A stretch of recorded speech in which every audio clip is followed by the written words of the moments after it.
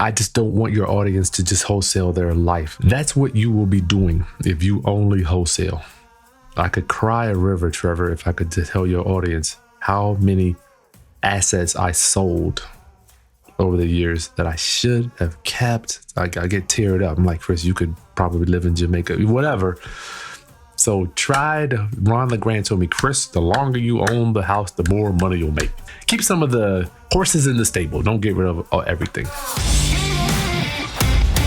What's up, y'all? You're listening to the CarrotCast podcast, the podcast with a funny name, but a big mission.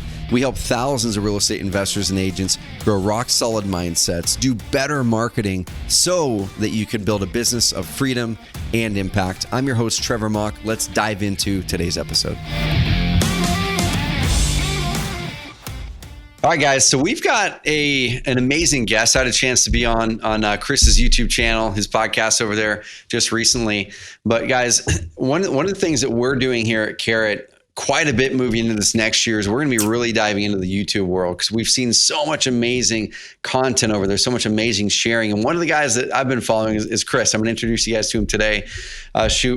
89,000 subscribers over there. And I want you guys to be a subscriber of Kris as well. We'll link it up in the show notes. But before I introduce Kris Haskins officially, one of the trends that we've all been seeing in real estate the past number of years is really towards the rental real estate markets being really, really strong. I've been investing in rentals. We're buying some properties downtown, turning the upstairs into rentals as well. And in many of the people that I talk to, they're scaling out their rental portfolios. Section 8 is either on their radar and it's really, really effective for them to help them bring even more income and serve people with great housing, or it's completely off their radar. And so what we want to do is on this episode, we want to bring in a Section 8 expert, Kris Haskins, and Carrot member to really show you guys what is the opportunity for those of you that Section 8 is off of your radar. How should we be looking at it? And then we're also going to talk about negotiation at the end. So negotiation is going to be one of the biggies as in a competitive market.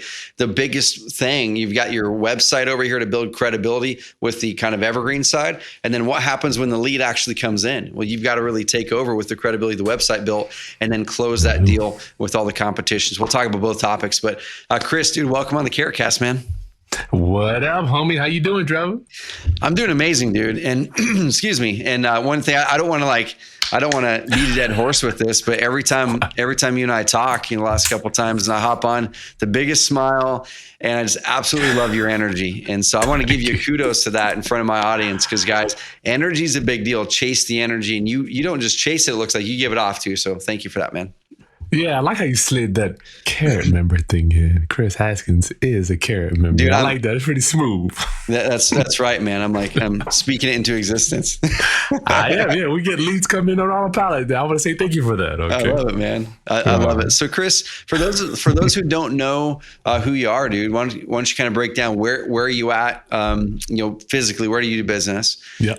Family situation. Let's hear about that so people can get context there, and then we'll kind of break down your focus on business and slide into the Section 8 side. But who are you? What's your business look like?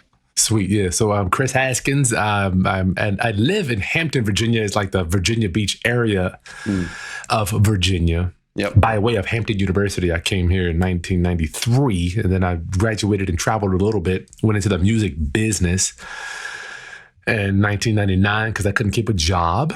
And then I was in the music business for about 5 years, made a bunch of money, and I ended up broke, living on my friend's couch with $80 in my pocket. I didn't know that having money had nothing to do with managing it. Gotcha, dude. That's a topic right there, man. Oh, my Lord. That's a biggie. So fast forward to today, I got 3 kids, a beautiful wife, dad. I watch the dog all day. You know how that stuff is. Mm-hmm. So go ahead. Oh, sorry, dude. I'm on your website, and you mentioned the financial side of it. So guys, go to KrisHaskins.com or the real estate roundup.com. Yep. And at the top of his site, I'm reading it says, my mission is to help you raise your financial literacy through real estate investing and entrepreneurship. Dude, before we dive into the Section 8 part, because that we're going to get really tactical in the Section 8 part. I'm always really interested in the story too. So you got into the music business. What role were you in the music business? Kind of what did that world look like? Yeah, I was a producer / engineer. So when I went to school, I got my music engineering degree. I'm always a guy, I like to boil it down to one, right? I just love the one thing. So I'm like, every artist, every performer, every musician has to have a good engineer. So I'm like, let me go where I know they got to spend the money. So I got my engineering degree. But it wasn't a lot of money at that time. You know, they don't, when the business went digital. So that's what kind of boils me down to one, which brought me into the real estate business. Cool. I love it. So you made a bunch of money, dude. How'd you lose it? So the financial literacy part of it there, what in hindsight, what mistakes did you make that you didn't repeat and you want to help other people not repeat? Yeah, that's why, man, you see my lifestyle now. You're like, man, is this dude broke? It's crazy how rich people live broke and then broke people live rich. I mean, it's just so bad. Yeah. So at the time, I'm popping bottles, traveling the world, drinking, drugging, sex, and doing all the dumb stuff that I should not have been doing in my 20s. God, I wish I could get back one day, right? Yep. Doing that dumb stuff and all this, I mean, all this money is going through my hands. And then I realized, I'm like, Kris, you have nothing to show for hundreds of thousands of dollars that came through your hands. You're a dummy. You know, so you're just a dummy, man. And that's when I realized you ain't all of that. You know, you need to go get some education. Yep. So then where'd the real estate part come in, dude?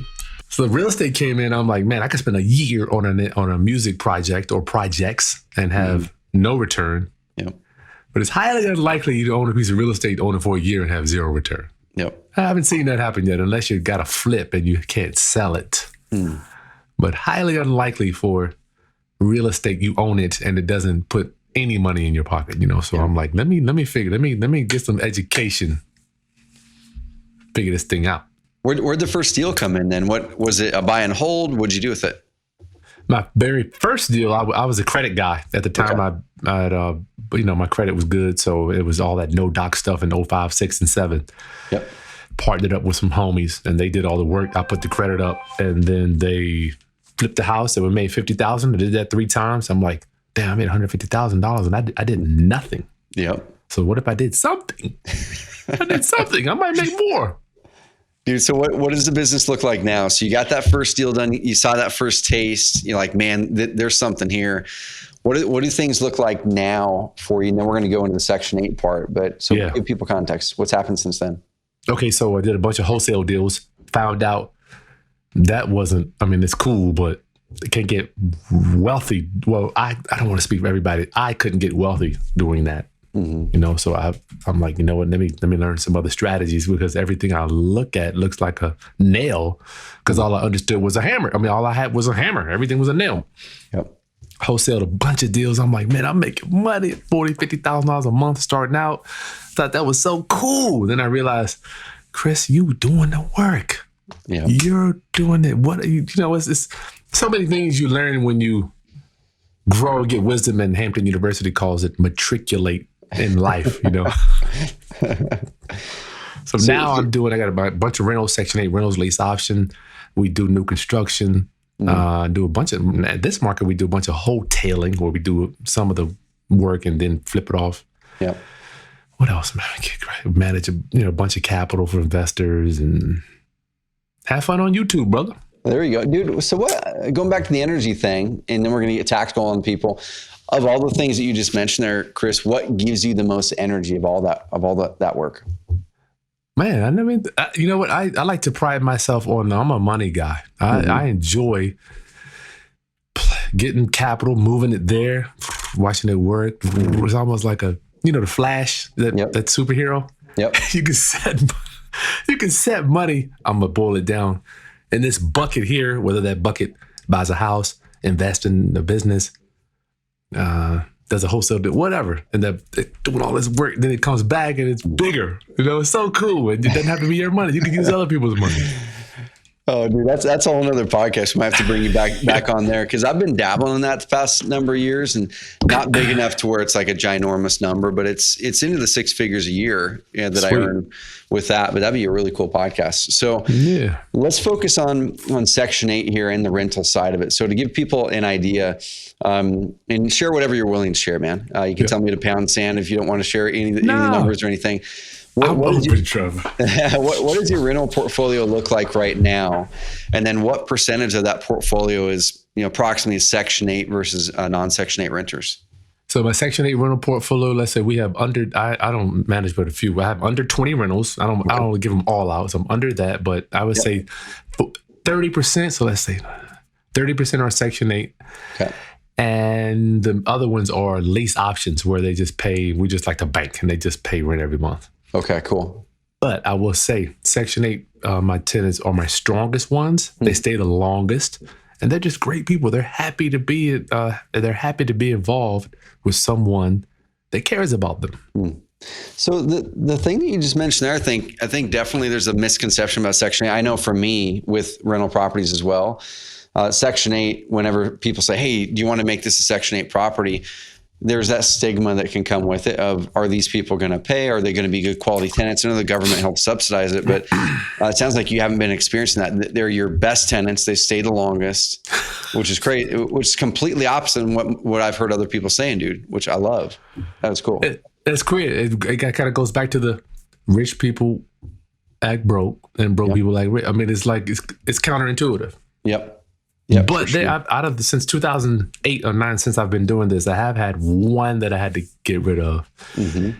I can't say the same for my conventional rentals. How many of those people have had to get rid of? I love it. So I've got a few questions for you, man. So anyone that has rental properties, what we're going to do is we're going to break down a few questions here about Section 8 to either dispel some myths like I've had with Section 8, because none of my rental properties are Section 8.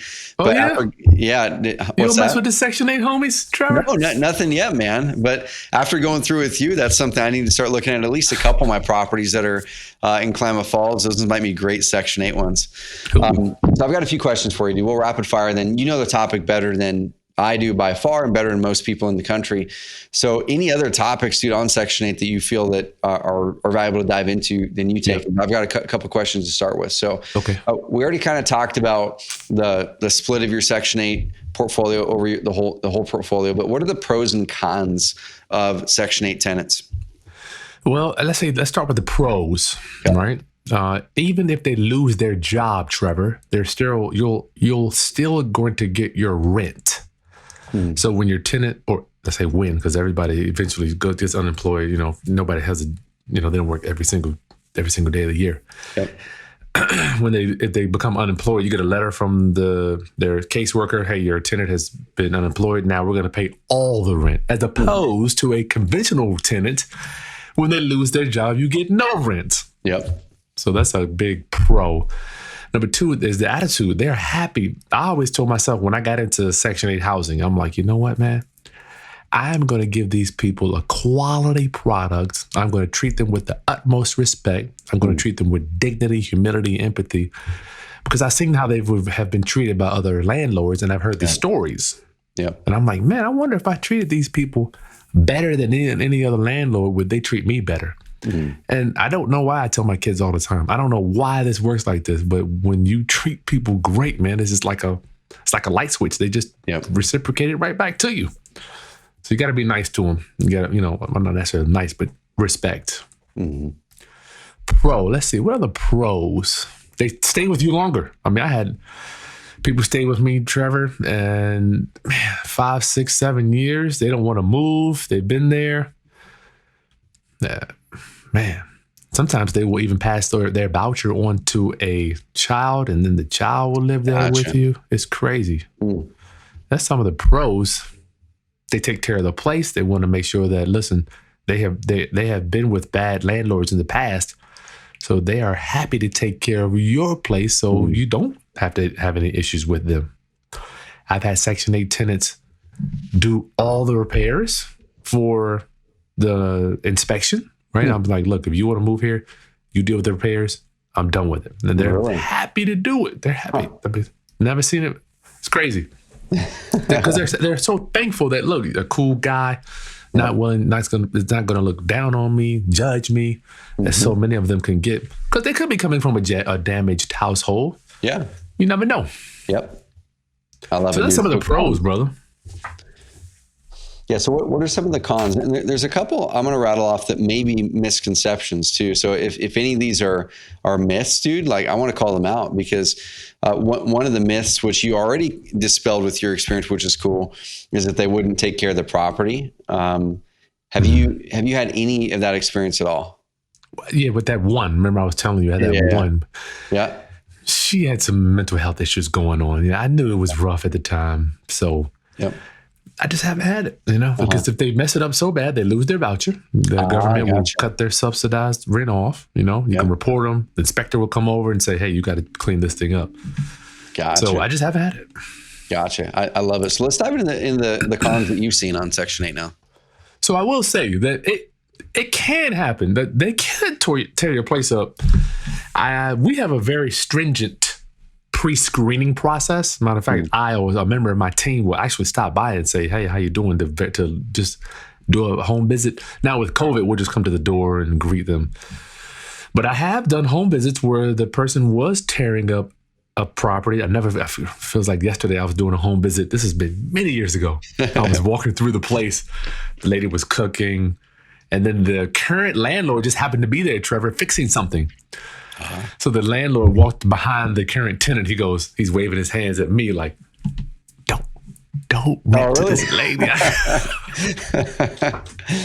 I love it. Needless to say, I cut that one short, but I guess he wasn't happy with her. But yeah, they could tear your place up. So screening, you have to screen these people. You got to screen them because you don't want a bad one to come through. You'd be in trouble.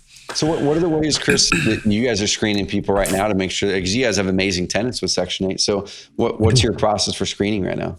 Yep. So I got a whole on the landlord's guide to Section 8 housing is a whole module to how to screen them. But the biggest thing is we go do a home visit, walk around.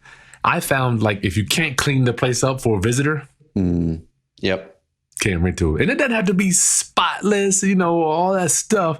Just got to be able to look. If you needed to clean this thing up for ma or grandpa to come over, it's able to be cleaned up. You know, just shuffle things around, vacuum the floor, dishes, all that stuff. I don't care about that.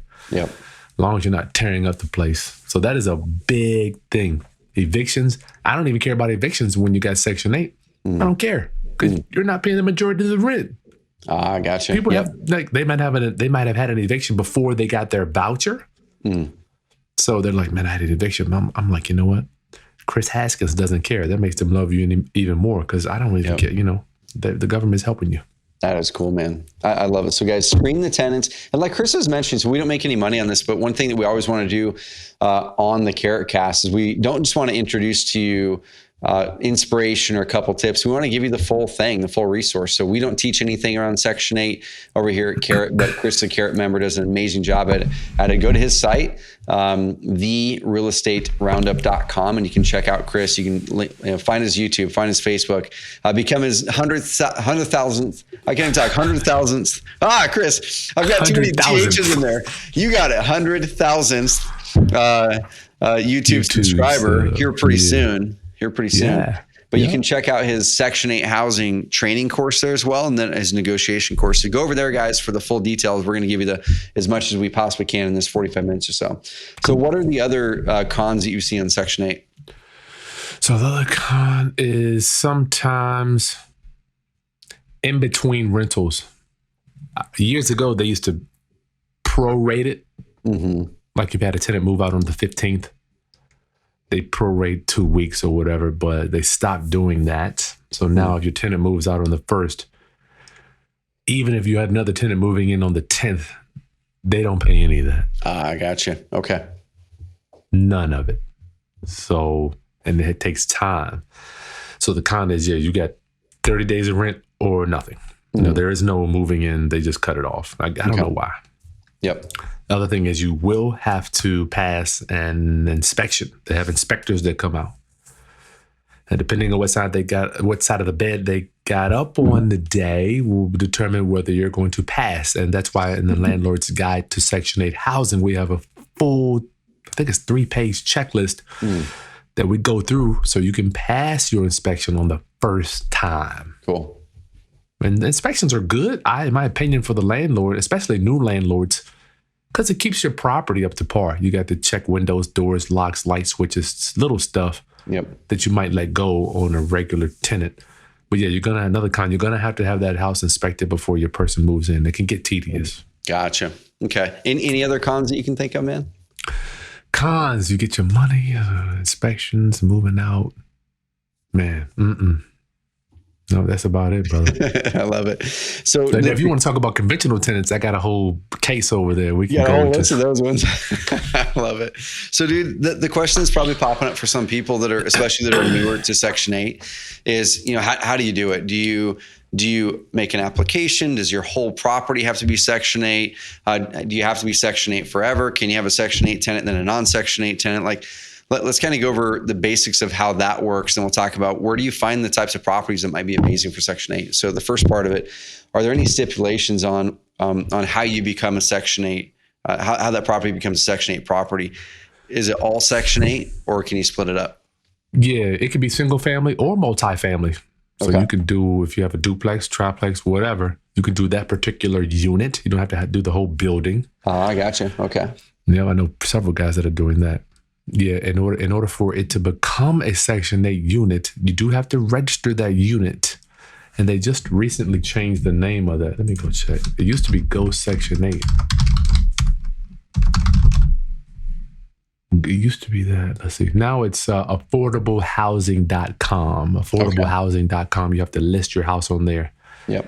And once you list it there, man, you just talk about the floodgates. I mean, just people they beat your door down, brother. So they start coming in big time. So with that units, let's say that you get one registered with it as Section 8. Can you choose to not rent to a Section 8 tenant later, or is it Section 8 for a period of time? Yeah, so you pull it off. For me, I leave them up there, but yeah, you can pull it off at your discretion. Okay. If you want to do a conventional rental, you can pull it off after your current tenant moves out, and they do go year to year too. That could be a con too. Yep. They only require year leases, but what we do is we make them 3-year leases, and in the training module, you can see how we do that. But yeah, year leases only for them, and you have to get renewed every year. Gotcha. So the contract comes up. If you don't want to renew it, then you can kill it and take it off, and you're done. Gotcha. Well, dude, Kris, is there anything else on the Section 8 side of things? So I guess one thing we didn't talk about, are there certain types of properties that are ideal for Section 8? So if you're going to go out there and look for properties, are there certain types of neighborhoods, certain types of properties, or is it literally any rental property that you get, you might consider it a Section 8 property? Brother, I mean, I've got them from in the hoods to very nice town center areas. Cool. 2 bedrooms, because sometimes a parent may have one child, and sometimes a parent may have a special needs child. I mean, I see sky's the limit. And sometimes disabled veterans are able to get qualifications for Section 8 too, Trevor. So, man, I see 1 bedroom. Yeah, I don't even see a drawback, brother, anywhere. Dude, what about rent rates? Are you bound to a certain rent range, and does it tend to be right in the range of what other normal rents would be, or higher or lower?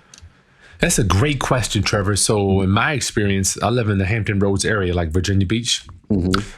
We call it the 7 cities. There's only one municipality that I've seen that is lower. They do something called a rent reasonableness test. Okay. Say that 3 times. Reasonableness test, right? And they just go out and see whatever. They'll do 3 units compared to yours. Yep. But you can always, if you find one that's not on the market, you can always turn it in, and they'll make the changes for you. Okay. But I found, Trevor, they pay market rents, brother, $1,300 for, if you can show them that there's another off Section 8 rental property that's getting a certain amount. Yep. They'll match it, dude. That's They're cool, happy to man. do it. That's cool. So, guys, I want to run through a couple things here on this, kind of encapsulate what Kris had mentioned. And we're going to talk negotiation a bit. But, and Kris, I'm going to throw it back to you to wrap up the Section 8 convo in a bow, and we'll send it back to your site for the crazy details.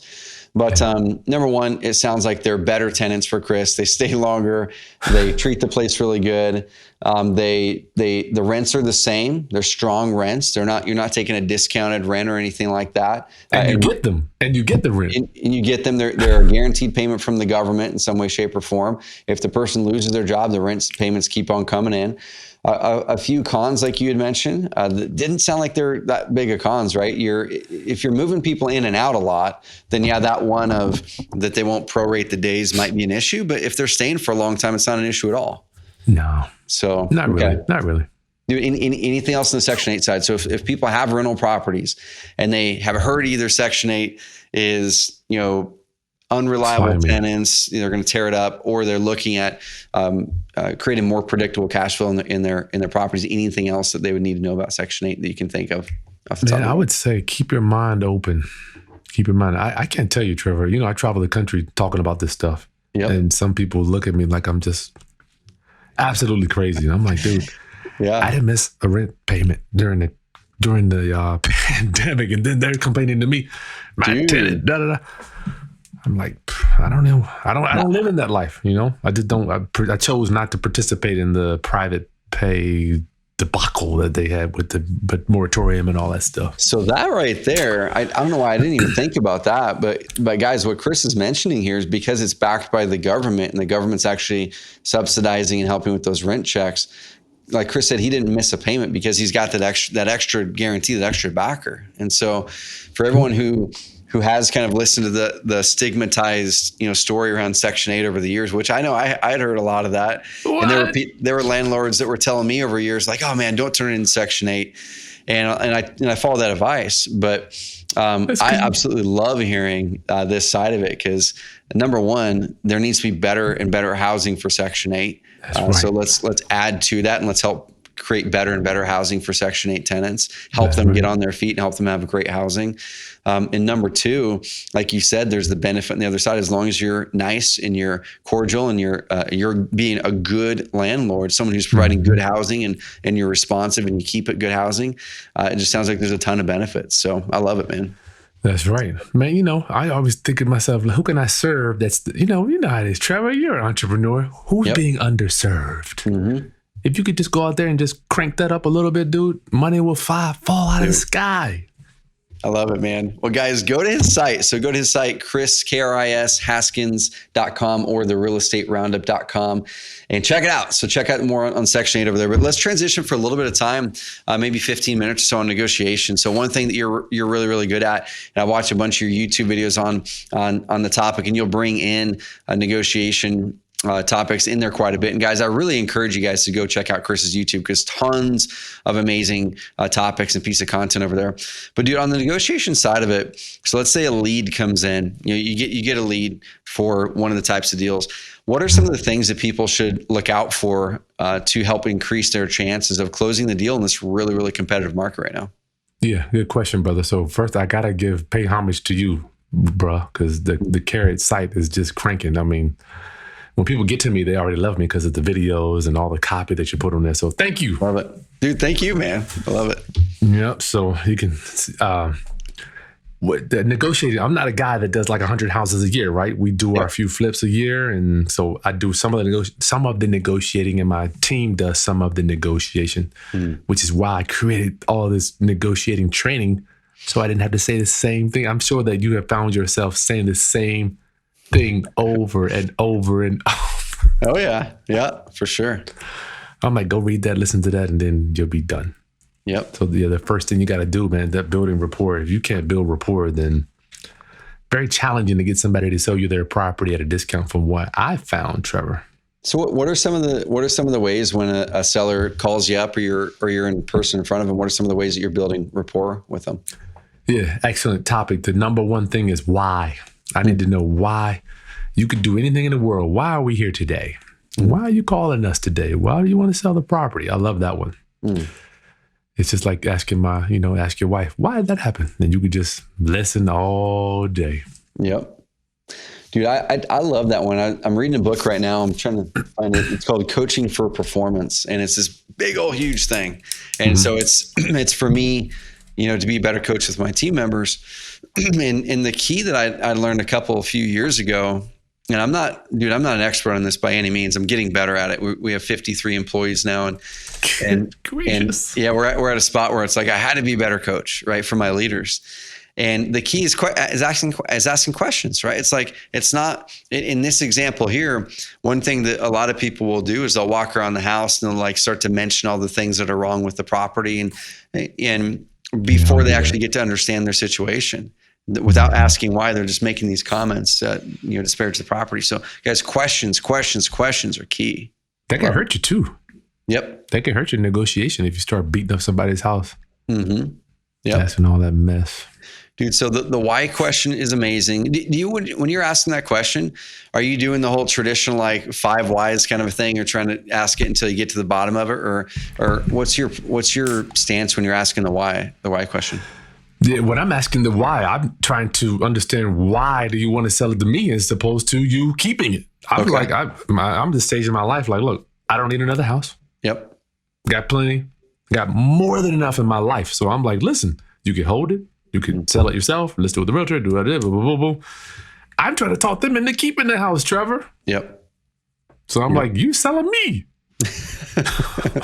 So by the time I ask you, why not? So I'm not beating up grandma and grandpa. I honestly want them to do what's best for them. And it's crazy, man. If you talk to somebody in a consultant way and be like, look, you don't want to deal with me. I'd rather you go do ABC. Yeah. They're like, you know what? That dude was honest with me and he didn't try to lowball me. Let me give him a shot. Mm-hmm. Dude, the building trust part is so important, especially in the world that we're in now. You've got all of this mistrust on social media, all this mistrust in the news, all this mistrust in like all of these institutions that people are plugged into all the time. And I think people are just wired right now to be skeptical. People are wired to have a level of mistrust until they're able to get over that. And for those investors who are able to really honestly, like I'm not talking this as a technique, guys. So I don't want this to be misinterpreted. This is not a technique of trying to be trustworthy. It's like literally stepping in and saying, what is best for that person? It's not a technique so I can get them to give me a low price. No, it's trying to find what's best for that person. And if it happens to be this price that also works for you, amazing. If it doesn't, then let the person go on their merry way to solve it in another way. Guys, building trust is an intentional thing, not a tactic. And please keep that. I like that, Trevor. Intentional. You got to really, you can't fake it. I think people can smell it. Oh, they can smell it for sure. Then it makes them run the other way. I watched, I heard this podcast. It's probably 5-6 years ago. And this always comes in my mind whenever I'm thinking about marketing. And I've mentioned it a handful of times, the marketing team over the years too, is a guy named Dean Jackson, amazing marketer, just like crazy good marketer. And he's got a podcast with a friend of mine, Joe Polish, called ilovemarketing.com. Joe Polish, he's just wicked smart guy. Sounds like you know of Joe. He's a smart dude. All this stuff. And so they had the podcast episode on there called, it was called like The Cheese and the Whiskers. Did you ever come across that? No? So The Cheese and the Whiskers, I'll give you the short version of it and how it relates to this. I want to toss it back to you for negotiation, a few more negotiation tips. So Cheese and the Whiskers, they said, when you're marketing, and this can apply to sales too, when you're marketing, you have to almost kind of look at it like there's a mouse. So the mouse is your prospect, your potential client that you can work with. And what a mouse is attracted to is the cheese. Like they want the cheese, the thing that they want that's good for them, right? They don't want the whiskers, which is the cat. Okay. And so they're saying in your marketing, you want to lead with the cheese, like lead with the thing that they want, lead with the value, lead with helping them versus showing any whiskers. The second you show any whiskers, like you have something that you're trying to get from them, is the second that they split. And so in your marketing, in your sales, just think about it. Am I giving them the cheese that's exactly what they want? And I'm really trying to find that situation of like, this is what you want, versus showing any whiskers. A good example in marketing is this. So if you're trying to market to, let's say restaurants, you're going to try to help them, build more business. You might send out an email or direct mail piece that says something like, hey, if you're looking for more clients and we've got this amazing marketing program, whatever. That's what most people would do if they're trying to sell marketing to a restaurant.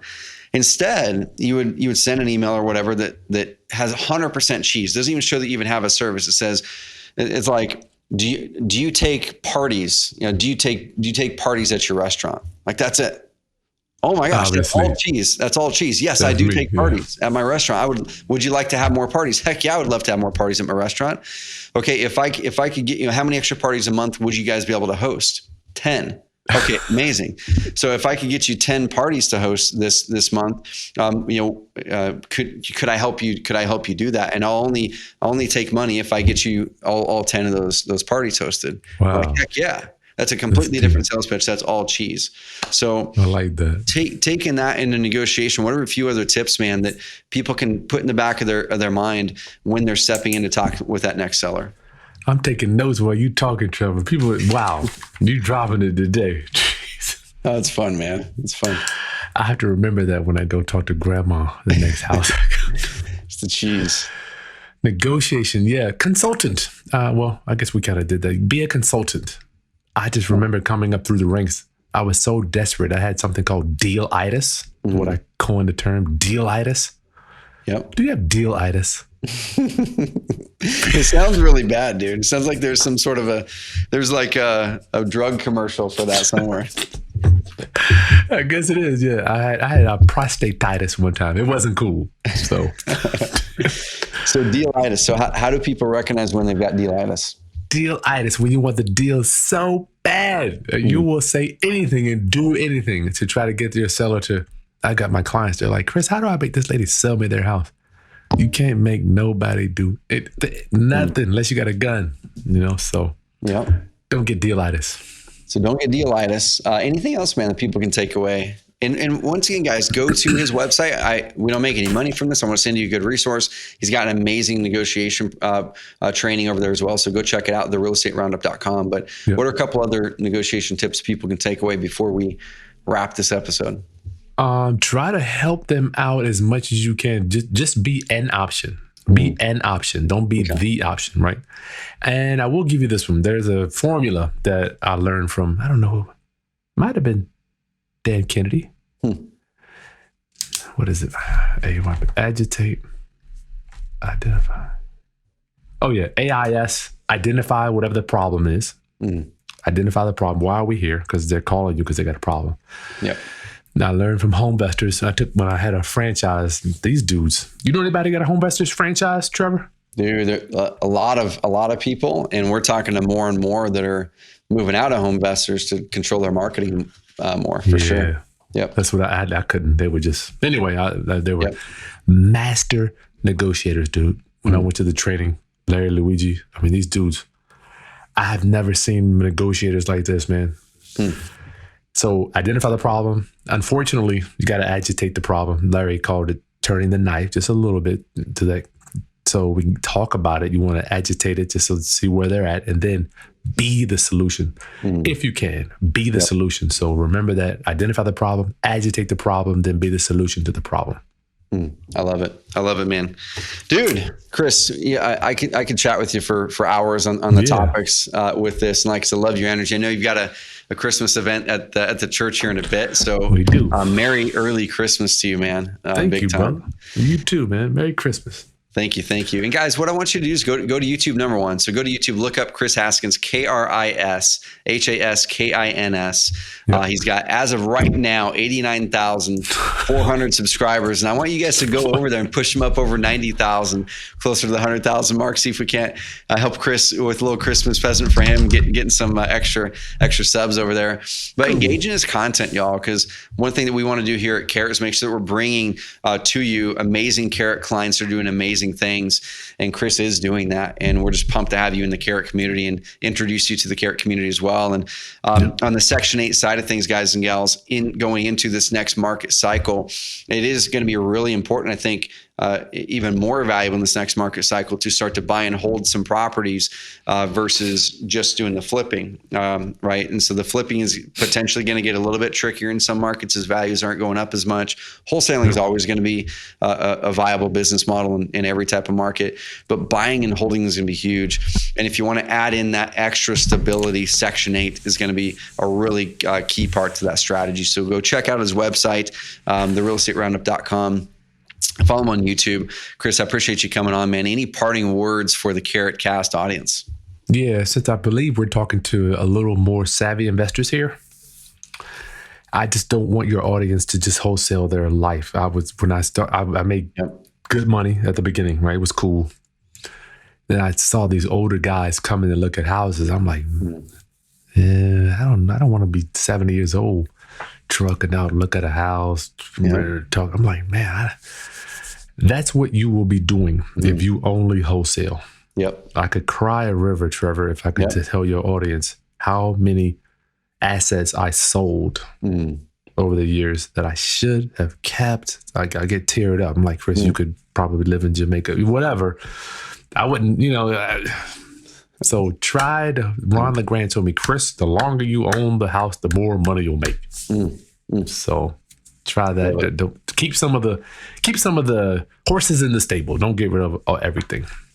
And man, I'm so glad you ended on that, because that's one thing that we're big on here at Carrot. Our company mission is to help people build businesses of freedom and impact. And there's only a couple ways you can get freedom from a business or in a business.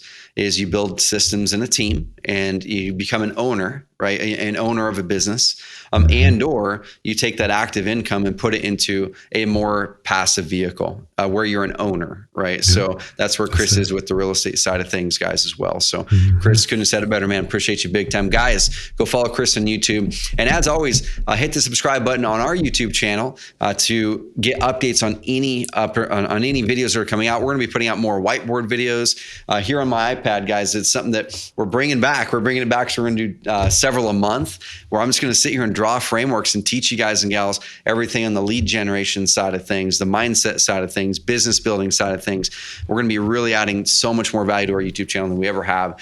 And guys like Kris are an inspiration to help us up our game there. So thank you, Kris. You guys have an amazing rest of the week, and we'll talk soon. Peace. Thank you.